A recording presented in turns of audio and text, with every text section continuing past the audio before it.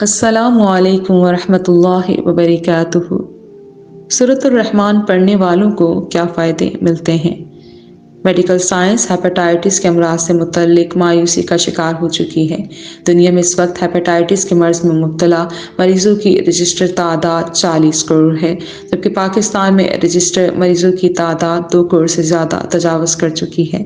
ایسے میں medical science کی بے بسی انسانی ذہن اور معاشرے کو تباہی کا پیغام دے رہی ہے، مگر سورۃ الرحمن کے سننے سے یہ مرض چند ہی ایام میں وجود سے ایسے غائب ہو جاتا ہے جیسے اس کا کوئی نام و نشان نہ ہو۔ سورۃ الرحمن کے ذریعے لوگوں کی ذہنی، جسمانی اور روحانی بیماریوں کا علاج ممکن ہے۔ سورۃ الرحمن قرآن تھراپی کے ذریعے لا علاج مریضوں کا کامیابی سے علاج ہو چکا ہے، بلکہ بہت سے لوگوں نے بتایا کہ سورۃ الرحمن سننے سے ان کی بہت سی پیچیدہ بیماریاں ختم ہو گئی ہیں۔ سورۃ الرحمن قاری عبدالباسط کی آواز میں بغیر ترجمے 50 منٹ کے دورانیے پر مشتمل ہے۔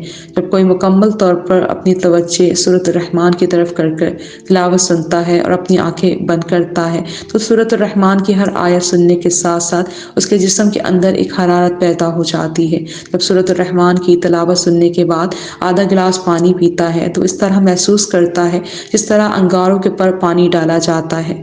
سورۃ الرحمن کے ان مشاہدوں کا جب ناروے کے پرائم ٹی وی سے یہ پروگرام پوری دنیا میں نشر کیا گیا تو سورۃ الرحمن کے پروگرام کی افادیت نے پوری دنیا کو چونکا کے رکھ دیا۔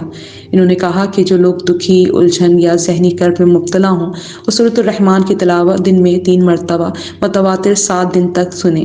تمام بیماریوں کا علاج قرآن کی آیات میں موجود ہے، اگر ہم ان آیات کو غور سے سنیں تو۔